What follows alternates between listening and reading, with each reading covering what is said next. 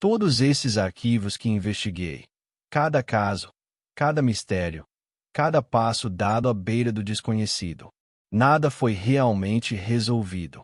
As respostas que encontrei apenas abriram portas para horrores maiores. Ainda não sei quem realmente me observa das sombras. Ainda não sei para quem trabalho, ou se algum dia estive trabalhando por vontade própria. O que descobri não trouxe clareza, trouxe a certeza de que existe algo além da nossa compreensão.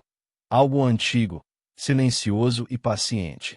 Eu sobrevivi aos riscos, às vozes, às estruturas impossíveis e aos lugares que jamais deveriam existir.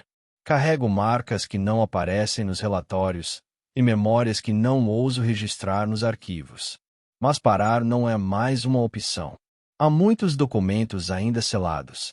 Muitos arquivos esquecidos esperando para serem abertos.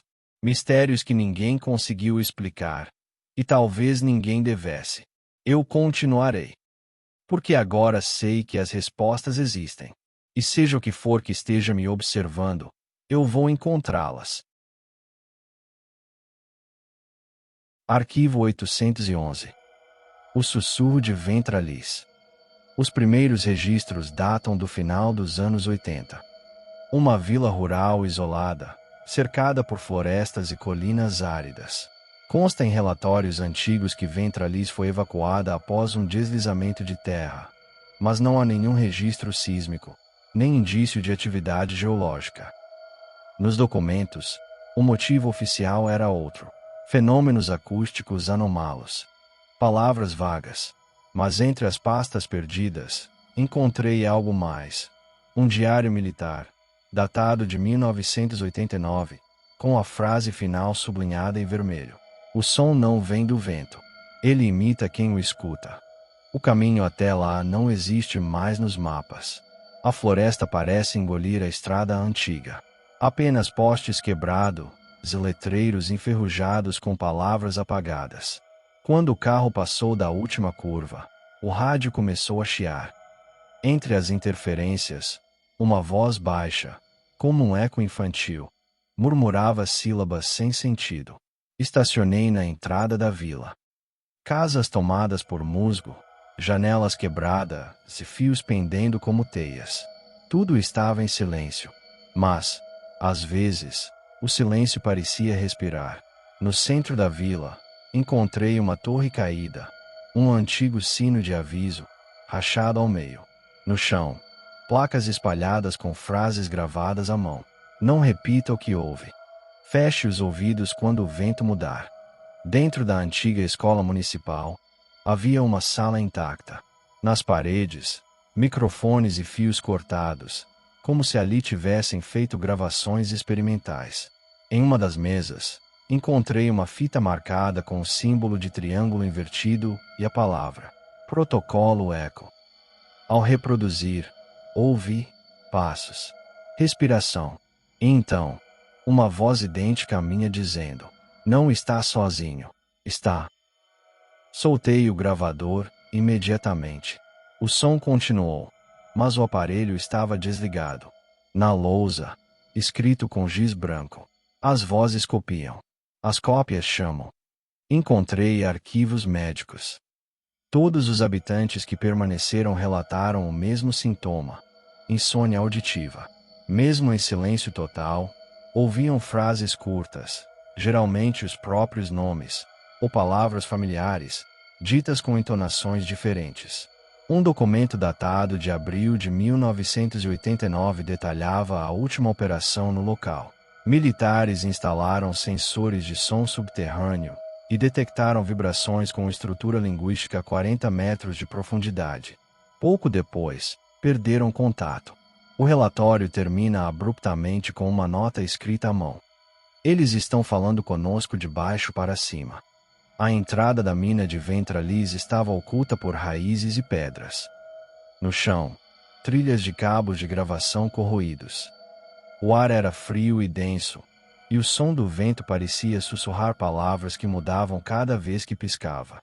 Dentro da caverna, encontrei uma fileira de fones pendurados. Cada um emitia um som diferente, um choro, uma risada, um pedido de ajuda. Mas, quando retirei um deles da parede, o som continuou, vindo de dentro da rocha. Mais adiante, uma porta metálica parcialmente soterrada. Nela, estava gravada a inscrição: Eco, sala de contenção. Abri com esforço. Do outro lado, apenas uma sala vazia e uma única cadeira voltada para a parede. Na parede, uma mancha escura com formato humano. E, ao lado, uma gravação em fita contínua tocando a mesma frase: Fale comigo. Eu escuto. A gravação começou a falhar. Ruídos disformes transformaram-se em vozes conhecidas. A voz da minha mãe. A de um amigo de infância.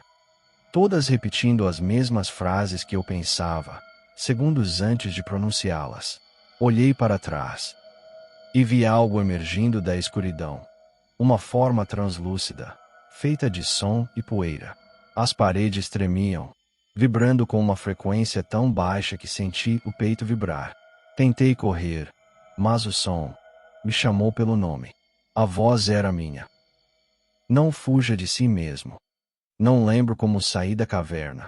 Quando abri os olhos, já estava de volta à vila. O sol nascia entre as árvores, mas havia algo diferente. Nenhum som, nem vento, nem pássaros, nem o estalar das folhas. Um silêncio total. E, mesmo assim, ouvia um murmúrio, longe, constante. Ao olhar para o horizonte, vi colunas de poeira formando ondas sonoras, como se o próprio ar vibrasse. De repente, percebi o gravador em minha mão.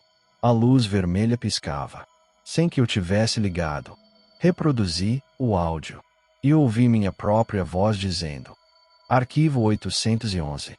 O sussurro de Ventralis. Mas eu ainda não havia dito isso. Dias depois, voltei com equipamentos de isolamento acústico. Mas o caminho estava fechado por uma nova camada de floresta. Nenhum sinal da vila. Nenhum eco. Na minha gravação final, porém, há algo novo. No minuto 47, surge um ruído quase imperceptível. Ao desacelerar o áudio, é possível ouvir centenas de vozes sobrepostas dizendo a mesma coisa. Fale conosco. Nós lembramos o som de você. Arquivo 717. O caso da casa, na Estrada 12. Começo anotando o que sei. Pouco, para ser honesto. Uma estrada secundária no interior do estado, marcada por placas enferrujadas e um cheiro de terra molhada que parece nunca desaparecer. A Estrada 12. Na altura do quilômetro 23, ergue-se uma casa que, segundo registros, não deveria mais existir desde 1987. A primeira menção que encontrei foi numa nota de rodapé esquecida no Jornal Regional, de setembro de 1978. Um desaparecimento duplo. Mãe e filha. Nenhum corpo, nenhuma testemunha. O nome delas aparece apenas uma vez. E depois, silêncio absoluto. Cheguei perto do entardecer. O céu tingido de vermelho, o ar frio e pesado. A casa, de madeira escura, tinha um aspecto deslocado. Não era só antiga. Parecia que o tempo não passava ali. As janelas estavam abertas. Cortinas rasgadas balançavam como se alguém tivesse acabado de atravessá-las. Na varanda, havia marcas estranhas no assoalho. Sulcos longos, como se algo pesado tivesse sido arrastado para dentro. Empurrei a porta. O som das dobradiças ecoou mais alto do que deveria. Lá dentro, o cheiro de mofo se misturava a outro mais amargo, difícil de identificar. A sala principal estava tomada por móveis cobertos de poeira, exceto por um detalhe. Sobre a mesa de centro havia uma xícara de chá morna. No canto, encontrei um armário de arquivo, trancado com um cadeado simples. Abri com facilidade. Dentro, dezenas de pastas numeradas, todas com datas que não batiam com a realidade. Algumas tinham 2028, 2031, anos que ainda não chegaram. Em uma delas, havia fotografias, impressas em papel antigo, mostrando pessoas que reconheci de casos arquivados, desaparecidos, mortos em circunstâncias suspeitas, mas nas fotos todos estavam vivos, dentro daquela mesma sala onde eu estava, olhando diretamente para a câmera. Atrás das fotos, havia páginas datilografadas com relatos curtos, todos assinados com a mesma letra, LD. Enquanto examinava, ouvi passos no andar de cima. Mas não eram passos normais. Tinham um ritmo invertido, como se a gravação estivesse sendo reproduzida ao contrário. Subi devagar, com a lanterna iluminando cada degrau. O corredor tinha 5 portas, 4 delas fechadas.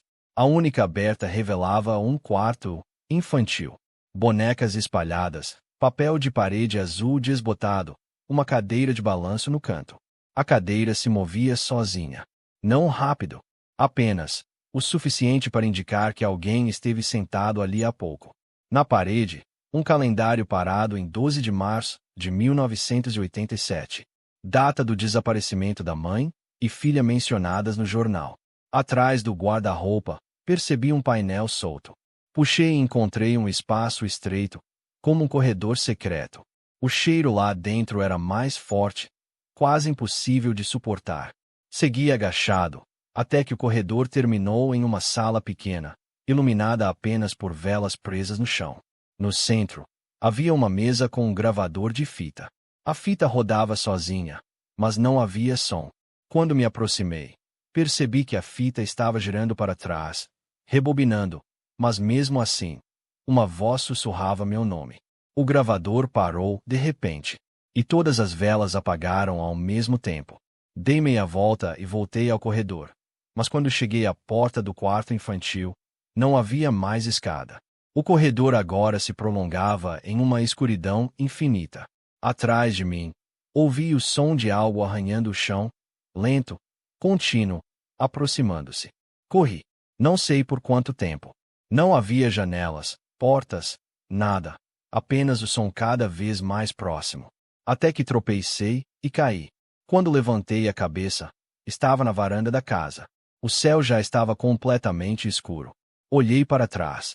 Todas as luzes da casa estavam acesas. Na janela do andar de cima, uma mulher segurava uma criança pela mão, olhando fixamente para mim. Pisquei, e não havia mais ninguém. No dia seguinte, voltei ao local com o fotógrafo do jornal. No lugar da casa, havia apenas um terreno baldio, cercado por mato alto. Mas no meio do terreno, encontramos uma mesa de centro, com uma xícara de chá ainda morna. Arquivo 729. O caso do Canto do Poço. No alto de uma serra esquecida, perto de um vilarejo apagado dos mapas, existe um poço antigo. Ninguém sabe ao certo quem o construiu. Alguns dizem que sempre esteve ali. Outros juram que apareceu numa noite específica, em 1984. O que todos concordam é que, de tempos em tempos, um canto sobe das profundezas. E quem o escuta, nunca mais é o mesmo. O vilarejo parecia parado no tempo, com ruas estreitas e casas de madeira que rangiam com o vento. Pouca gente falava comigo. Os poucos que se arriscaram desviavam os olhos quando mencionei o poço. Todos usavam, pendurados no pescoço, crucifixos de ferro gastos, como se fossem talismãs. Uma mulher apenas sussurrou ao passar: "Se você ouvir o chamado, não responda." No alto da colina, envolto por árvores secas, estava o poço. Cercado por correntes quebradas e tábuas mal pregadas, parecia que alguém tentou selá-lo, sem sucesso. Aproximei-me. Olhei para dentro. Não havia água, apenas escuridão úmida. Então, ouvi um som baixo, quase como uma canção. Não era música, não eram palavras. Era um canto estranho, uma melodia que parecia feita para mim. Ela não vinha de fora, mas de dentro do peito, como se já estivesse em mim antes mesmo de escutá-la. Na biblioteca local, encontrei anotações de 1921. Um padre relatava desaparecimentos ligados ao poço. Segundo ele, não se tratava de água, mas de uma boca aberta na terra, e o canto vinha de algo que não deveria existir. Não podemos calar o chamado, só tentar sufocá-lo. Mas quem o escuta, cedo ou tarde desce. Nas páginas borradas, nomes de pessoas desaparecidas ao longo das décadas. Entre eles, uma família inteira, registrada em 1963. O último bilhete dizia: o canto parecia o da própria mãe. Naquela noite, acordei com a melodia. Baixa, hipnótica. Cada palavra, se eram palavras, soava familiar, como se alguém próximo me chamasse pelo nome. Sem perceber, caminhei até a colina. Ao redor do poço, dezenas de figuras se perfilavam. Sombras de gente que não devia estar ali. Rostos pálidos, alguns reconhecíveis das fotos antigas e desaparecidos. Todos olhavam para baixo, murmurando junto com o canto. Era como um coral subterrâneo, profundo, interminável. E por um instante, eu quase respondi. Despertei ao amanhecer na beira do vilarejo, sem lembrar como voltei. Mas no meu bolso havia algo que não era meu. Um pedaço de tecido rasgado, encharcado, com marcas de unhas, como se alguém tivesse tentado segurar em vida. Voltei à colina. O poço não estava mais lá. No lugar, apenas um campo vazio, como se nunca tivesse existido.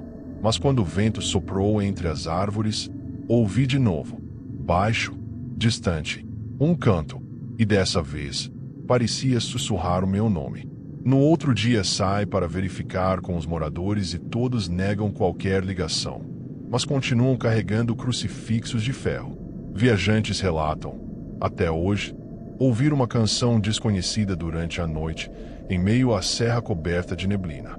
Alguns descrevem vozes de mães, esposas, filhos, e alguns nunca retornaram. Arquivo 731. O caso da Torre do Sino. Não é fácil rastrear sua origem. Documentos se contradizem, jornais antigos se perdem em versões truncadas, e o que restou é uma sombra de memória coletiva. Uma torre de pedra, erguida no alto de uma colina, onde nunca houve igreja. A primeira menção que encontrei vem de 1922. Uma nota breve sobre 3 crianças desaparecidas em uma festa de colheita. Testemunhas afirmaram ouvir o sino tocar à meia-noite, mesmo que nenhuma torre fosse conhecida na região. A partir daí, relatos se repetem em ciclos de décadas. Sempre à meia-noite. Sempre o sino. Fui até o local pouco antes da meia-noite. O céu estava encoberto, e o vento parecia subir da terra em vez de descer das árvores. No topo da colina, onde deveria haver apenas ruínas, a torre estava lá, alta, intacta, feita de pedras escuras, sem qualquer desgaste do tempo. Mas não havia porta, nenhuma entrada, apenas as paredes verticais e o sino, suspenso no alto, imóvel. O detalhe que me fez gelar. Havia marcas no chão, como pegadas, mas todas apontavam para a torre. Nenhuma de volta. À meia-noite exata, o sino soou. Mas não foi um som metálico. Foi grave, profundo, como se viesse de dentro da cabeça. O ar vibrou. Os pássaros se agitaram, e por um instante tive certeza de que o vento parou. Fechei os olhos por reflexo. Quando abri, havia uma porta na torre. Não existia antes. De madeira velha, com uma argola de ferro no centro. Contra todo instinto, empurrei. O interior não fazia sentido. A torre, por fora, não teria mais que 20 metros de altura. Mas lá dentro, era infinita. Uma escadaria em espiral subia até onde minha lanterna não alcançava. Subi. Cada passo ecoava como se alguém, logo atrás, imitasse meus movimentos com meio segundo de atraso. As paredes estavam cobertas por inscrições em várias línguas. Algumas reconhecíveis: latim, grego, aramaico. Outras, impossíveis de identificar. No terceiro lance de escada, encontrei algo pendurado pela parede. Um uniforme escolar, infantil, ainda com barro fresco nas mangas. A etiqueta trazia uma data escrita à caneta: 1922. Subi até onde as pernas permitiram. A escada terminou em uma sala quadrada, pequena, iluminada por tochas presas às paredes. No centro, um pilar de pedra sustentava o sino. Mas não era de metal. Era feito de algo que parecia osso polido. O detalhe mais perturbador: sob o sino, Dezenas de cadeiras de madeira, dispostas em círculo, todas viradas para cima, como se aguardassem o toque. Olhei para o pilar. Estava coberto de nomes. Centenas deles, gravados à faca. Alguns riscados, outros frescos. Entre eles, reconheci sobrenomes de pessoas que constavam em relatórios de desaparecimento de diferentes décadas, incluindo um sobrenome recente, muito recente. Enquanto lia os nomes, o sino começou a vibrar sozinho. Não com vento, não com corda. A vibração atravessou meus ossos. As cadeiras arrastaram-se, girando lentamente para o centro da sala. Senti algo tocar meu ombro. Virei. Não havia ninguém. Mas na parede atrás de mim, um nome novo surgia, sendo gravado naquele instante, letra por letra. O meu. Corri escada abaixo. A cada lance, as paredes pareciam se aproximar. O espaço se distorcia. A escada se multiplicava. O som do sino me acompanhava. Quando finalmente tropecei e saí pela porta, a torre já não estava lá. Apenas a colina deserta, silenciosa. Mas o som do sino continuava dentro da minha cabeça. Dias depois, consultei os registros locais. Um mapa topográfico de 1890 já mencionava a colina do sino. Mas segundo os arquivos do município, a torre nunca foi construída. Nunca. E mesmo assim, todas as madrugadas, exatamente à meia-noite, moradores relatam ouvir o toque. Alguns dizem que já se acostumaram. Outros evitam sair de casa à noite. E quanto a mim, todas as vezes que fecho os olhos, vejo meu nome naquela pedra, logo abaixo dos outros. Arquivo 733. A Estrada das Vozes Perdidas. Entre as montanhas, há um trecho de asfalto esquecido que não consta em mapas modernos. Chamam de Rota 41B. Oficialmente, foi interditada nos anos 70 após uma série de desaparecimentos. Motoristas que tentaram atravessar o desvio relatam o mesmo fenômeno. Os rádios param de funcionar, bússolas enlouquecem, e vozes surgem do nada, como se alguém estivesse no banco de trás. Nos arquivos antigos da patrulha rodoviária, encontrei um dossiê incompleto, datado de 1974. Registro 12A. O caso dos ecos humanos. Sem conclusões, sem assinaturas, sem retorno. A viagem começou à noite, sob uma névoa densa. O GPS simplesmente desligou quando entrei no trecho antigo da estrada. O asfalto se partia em fendas profundas, e letreiros enferrujados indicavam saídas para cidades que não existiam mais. A lua estava encoberta, e o único som era o dos pneus cortando o cascalho. Após alguns minutos, percebi algo estranho. A distância percorrida não aumentava. O marcador de quilometragem travara em 4.1. Foi então que ouvi uma voz sussurrando atrás de mim. Você voltou. Parei o carro.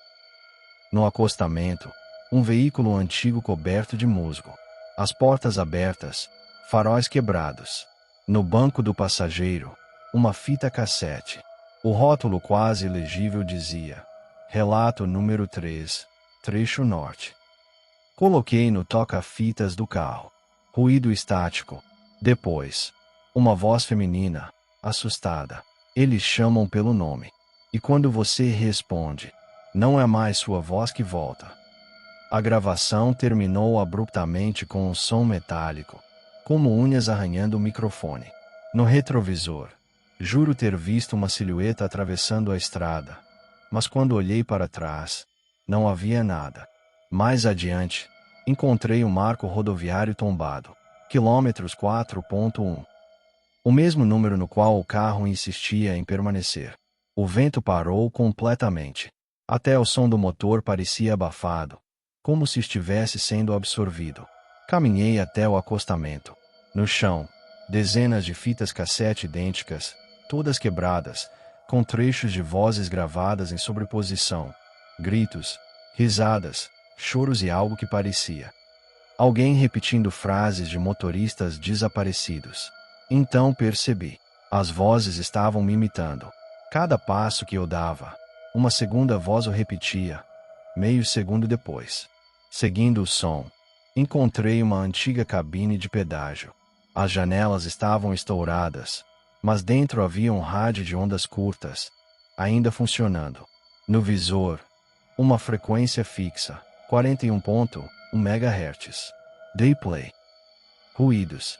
Depois, uma transmissão contínua de pedidos de socorro, todos vindos de datas diferentes, décadas separadas, mas na mesma voz.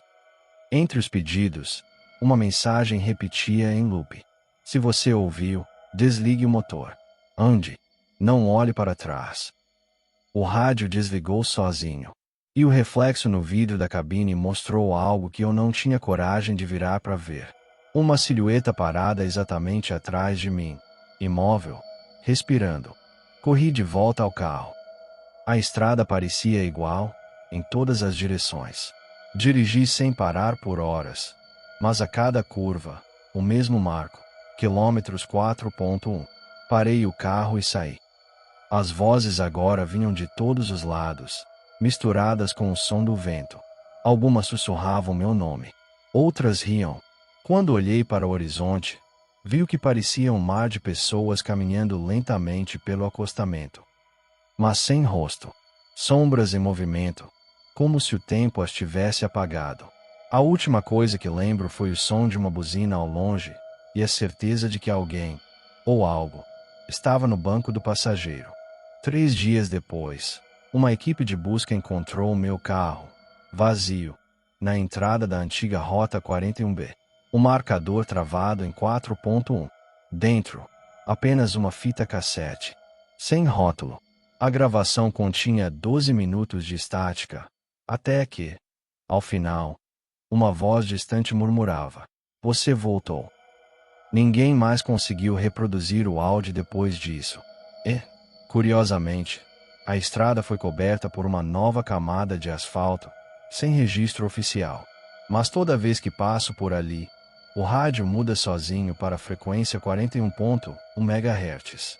E por alguns segundos, ouço minha própria voz, chamando alguém que ainda não respondeu. Arquivo 729. O complexo subterrâneo. As primeiras menções vieram de relatórios militares desclassificados parcialmente nos anos 90. Notas vagas sobre um setor de pesquisa no norte do estado, enterrado sob colinas de pedra. Oficialmente, era apenas uma pedreira desativada. Mas moradores antigos contam que, desde a década de 60, estranhos sons ecoavam da terra.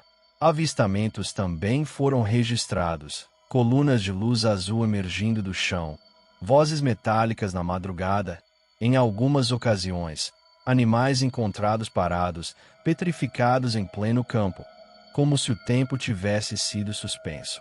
Nada disso entrou para os jornais, mas entre caixas empoeiradas de documentos, encontrei uma referência clara. Nível 4. Acesso proibido. Segui pela estrada de terra até chegar ao que restava da pedreira. Cercas enferrujadas, guaritas abandonadas e um portão subterrâneo parcialmente soterrado por pedras. O ar ali era pesado. Não havia vento, nem canto de pássaros. Somente silêncio absoluto. Consegui acesso por uma fenda lateral, que levava a um túnel estreito. As paredes estavam cobertas por inscrições estranhas, símbolos riscados na pedra, repetidos diversas vezes, como se alguém tentasse alertar quem entrasse. Depois de 20 minutos de descida, encontrei uma porta de aço. A ferrugem cobria quase tudo, mas no centro havia uma marca fresca, uma palma de mão, gravada de dentro para fora. Dentro, a escuridão parecia viva. A lanterna mal penetrava alguns metros. Corredores de concreto se estendiam em várias direções, todos numerados com placas metálicas. No chão, havia marcas profundas, como arranhões. E, ao fundo, um zumbido baixo, quase imperceptível, que aumentava a cada passo. Passei por salas vazias, mesas viradas, armários quebrados, e vidros blindados estilhaçados por dentro. Numa delas, Encontrei uma pasta selada. Data: 1966. Título: Experimento Aurora, Fase 2. O conteúdo eram diagramas de corpos humanos, lado a lado com formas que não reconheci. Alongadas, assimétricas, sem olhos, mas com bocas abertas em espiral. Conforme avançava, o zumbido se tornou um coro de vozes.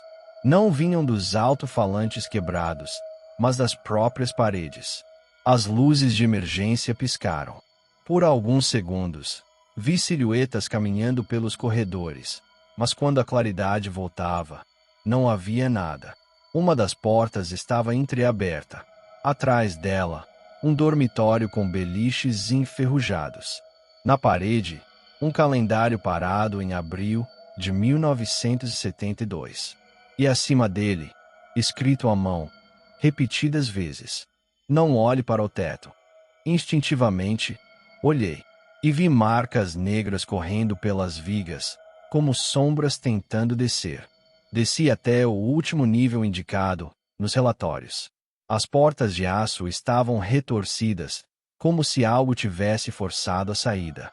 O zumbido era ensurdecedor agora, misturado a um chamado metálico. No centro da sala principal, havia uma cápsula de vidro quebrada. Dentro dela, não havia nada, mas o chão estava coberto por uma substância negra, pulsante, como se estivesse respirando. De repente, o gerador voltou a funcionar por alguns segundos. Todas as luzes acenderam, e nas paredes de vidro que cercavam a sala, vi reflexo de dezenas de figuras, observando, imóveis. Apaguei a lanterna e fechei os olhos. Quando abri de novo, não havia nada. Corri pelos corredores até alcançar a superfície. O silêncio havia voltado, mas a sensação de estar sendo seguido permaneceu. Do lado de fora, a lua iluminava a pedreira. E no alto da colina, juro que vi uma torre de luz azul disparando para o céu, por menos de um segundo, antes de desaparecer. Na manhã seguinte, voltei com um amigo fotógrafo que estava pela região, para verificar o local. Mas no lugar da entrada subterrânea, não havia nada além de pedras intactas, sem rachaduras, sem passagem. Porém, ao abrir minha mochila, encontrei algo que não coloquei lá. Um pedaço de vidro, curvado para dentro, como se tivesse sido quebrado do lado oposto. E nele, refletido por um instante, vi meu próprio rosto. Mas atrás de mim, outra boca se abria em espiral.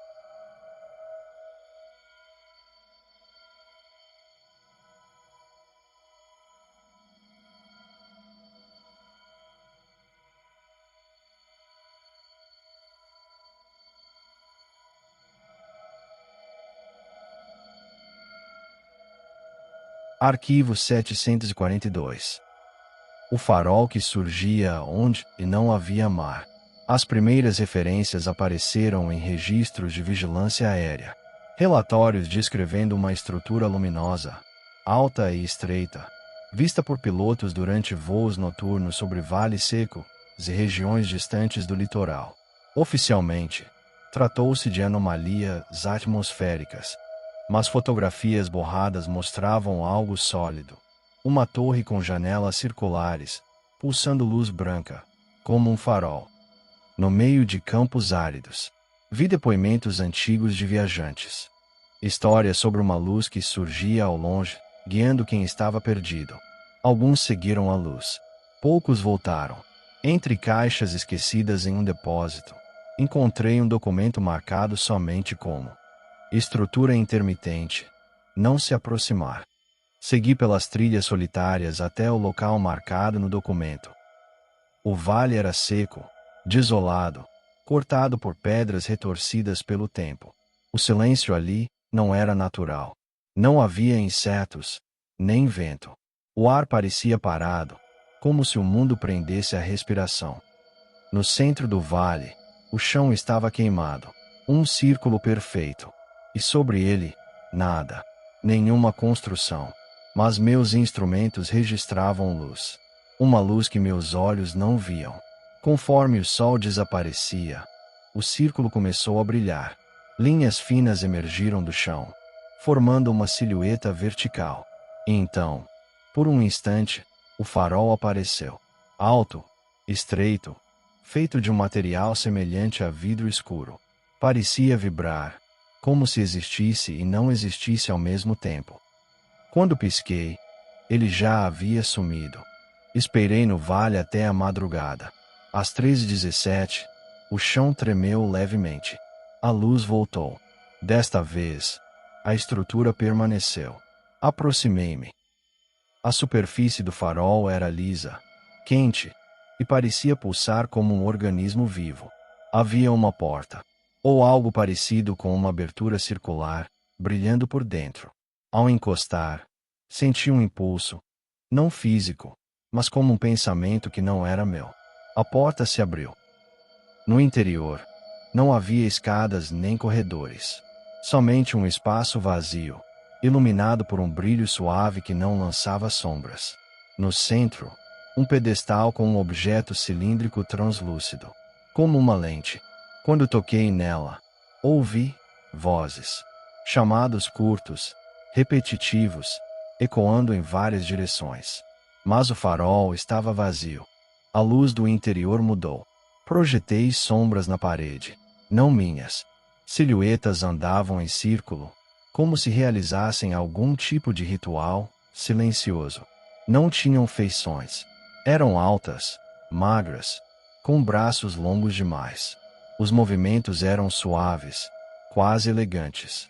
Quando dei um passo para trás, uma nova projeção apareceu. Um mapa, mas não reconheci nenhuma das formações geográficas. Parecia um planeta, ou uma versão distorcida do nosso. As vozes ficaram mais fortes. A torre vibrava, como se estivesse tentando alinhar algo. Então o chão brilhou, e a imagem mudou para uma paisagem submersa. Ondas negras, profundas. Mas eu estava no interior de um vale seco. Foi quando entendi. Aquele farol não guiava navios. Guiava coisas que não pertenciam aqui. A estrutura começou a perder estabilidade. Sua luz oscilava, revelando rachaduras luminosas no ar ao redor, como se a torre estivesse tentando existir em vários lugares ao mesmo tempo. A porta se fechou atrás de mim sem tocar em nada. O pedestal se abriu como uma flor mecânica, expondo algo que parecia um pequeno fragmento metálico, vibrando. Ele refletia meu rosto, deformado, multiplicado, como se eu estivesse em dezenas de lugares ao mesmo tempo. As vozes se sobrepuseram até virarem um único tom grave. E então a luz estourou. Por um instante, não vi o interior do farol. Vi o vale de cima, como se estivesse em outra altitude, ou outra dimensão. Figuras caminhavam lá embaixo. Não eram humanas. Pareciam sombras líquidas, movendo-se ao redor do círculo queimado. O chão tentou me puxar, como se a própria luz quisesse me absorver. Fechei os olhos. Quando abri, estava novamente no vale. A estrutura havia desaparecido. Somente o círculo queimado permanecia. Corri até o veículo. O vale estava escuro, mas a sensação de ser observado vinha de todos os lados. Quando olhei pela última vez, vi algo surgir por meio segundo. A torre inteira, piscando como uma imagem projetada sobre a realidade. Uma luz na janela mais alta piscou 3 vezes, como um código. Depois desapareceu. Na manhã seguinte, trouxe 2 colegas para o local, mas o círculo queimado não estava mais lá. O vale parecia intocado, como se nada tivesse acontecido. Antes de ir embora, verifiquei minha mochila. Dentro dela havia um objeto que não coloquei ali. Um fragmento translúcido, igual ao que estava no pedestal. Mas ao segurá-lo contra a luz, vi algo refletido. Não meu rosto, mas a janela mais alta do farol. E atrás dela, uma silhueta imóvel olhando de volta. O fragmento pulsou uma vez. E então ficou completamente escuro. Arquivo 755. A estação silenciosa.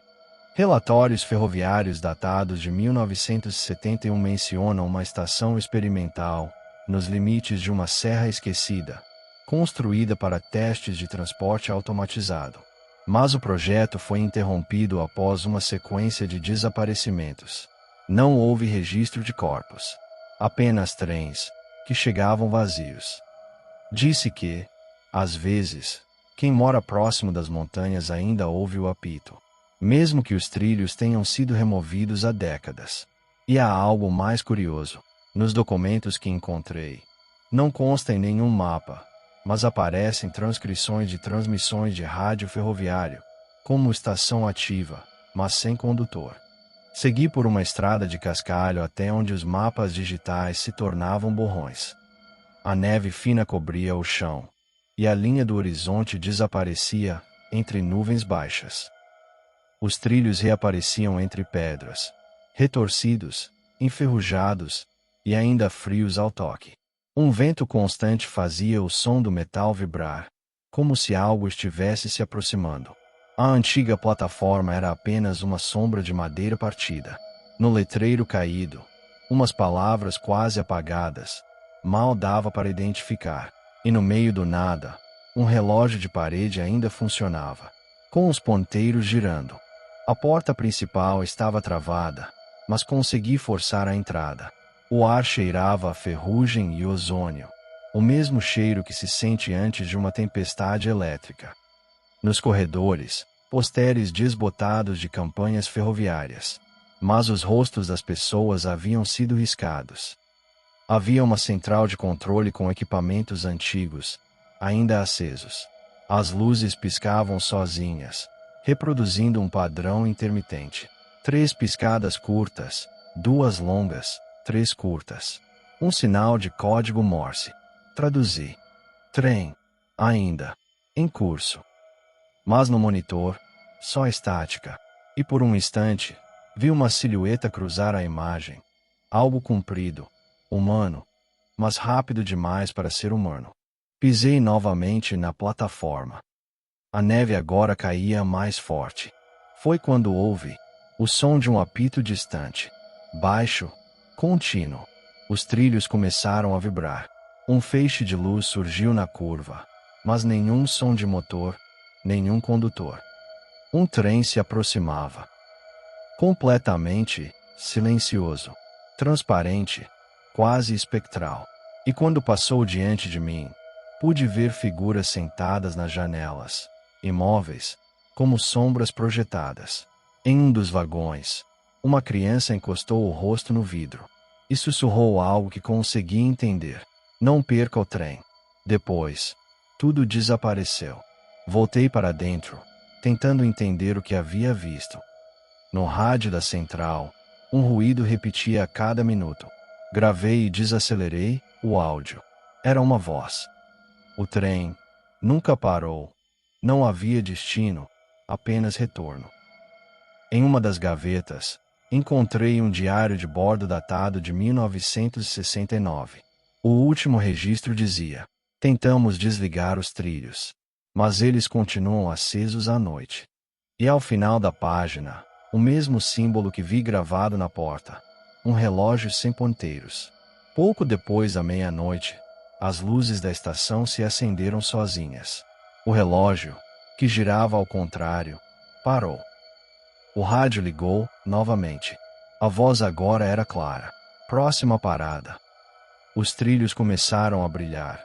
Uma luz azulada correndo pelo metal, até desaparecer túnel adentro. Senti o chão vibrar, e percebi que algo enorme se aproximava. Olhei para fora. O trem estava de volta, mas desta vez, parou. A porta do primeiro vagão se abriu lentamente. Dentro, apenas um corredor escuro. E, ao fundo, uma voz calma, distante.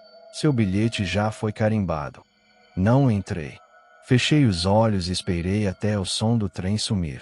Quando abri novamente, os trilhos estavam cobertos de neve. Nenhum sinal de passagem. Dias depois, voltei ao local com um geólogo. Mas a estação havia desaparecido. O terreno era plano, sem construções, sem madeira, sem ferro. Apenas trilhos cortados que terminavam no nada. Mas na gravação que fiz, ainda há som. Um apito distante, repetindo a cada hora, exatamente às 0h44. E nas ondas de rádio, o código 755 surge de novo. A mensagem é sempre a mesma. Trem em curso. Todos os passageiros a bordo. E quando escuto com fones, posso jurar que há algo respirando. Atrás do som.